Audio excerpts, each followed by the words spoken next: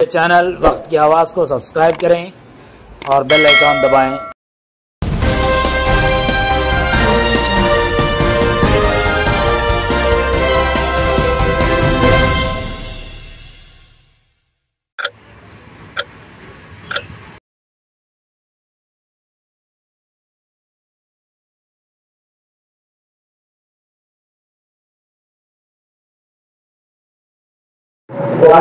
అందరికీ నమస్కారం. కేంద్ర ప్రభుత్వం ప్రధానమంత్రి విశ్వకర్మ యోజన అనే పథకాన్ని ప్రవేశపెట్టడం జరిగింది. ఈ పథకానికి 13,000 కోట్లు మంజూరు చేయడం జరిగింది. దీన్ని ఈ చేతి వృత్తుల వారు, ఈ కార్పెంటర్స్, ఈ ఆచార్యులు, తర్వాత ఈ టైలరింగ్ వాళ్ళు, కార్పెంటర్లు, ఈ వెల్డింగ్, టైలర్స్, ఈ చేతి వృత్తుల వాళ్ళందరూ ఈ పథకాన్ని చాలా మంది ఆన్లైన్ చేసుకున్నారు. ఇంకా ఆన్లైన్ మిగిలే ఉంది.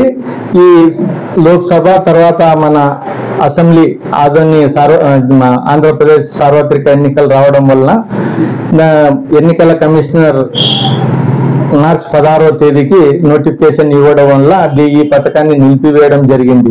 చాలా మంది ఇంకా ఆన్లైన్ చేసుకునేది ఉంది. తర్వాత రాష్ట్ర ప్రభుత్వమే దీన్ని ట్రైనింగ్ ఇస్తుంది.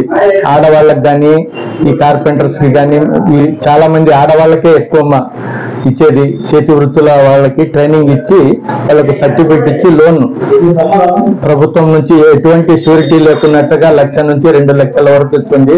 ఆడవాళ్ళకి కుట్టు మిషన్లు కూడా ఇస్తుంది ఉచితంగా.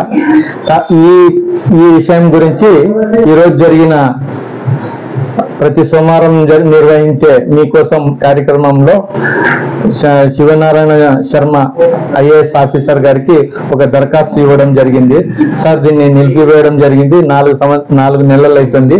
ఈ పథకాన్ని మీరు పునః ప్రారంభిస్తే చాలా మంది పేదవాళ్ళు ఆన్లైన్ లో అప్లై చేసుకొని, అలాగే స్టేట్ గవర్నమెంట్ నుంచి దీన్ని శిక్షణ ఇచ్చి వాళ్లకు రుణాలు మంజూరు చేస్తామని చెప్పినారు.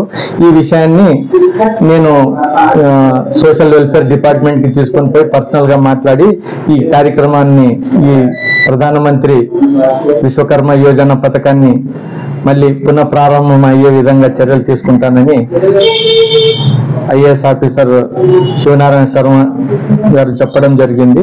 కావున ప్రభుత్వం, రాష్ట్ర ప్రభుత్వం, చంద్రబాబు నాయుడు గారు కూడా ఈ పథకాన్ని నిలిపివేసిన పథకాన్ని పునః ప్రారంభించి పేదవాళ్ళకి అందరికీ, చేతి వృత్తుల వాళ్ళకి అందరికీ ఈ రుణాలు మంజూరయ్యే విధంగా చర్యలు తీసుకోవాలని నేను మనవి చేస్తున్నాను. నా పేరు నసీరుద్దీన్ పటేల్. అదే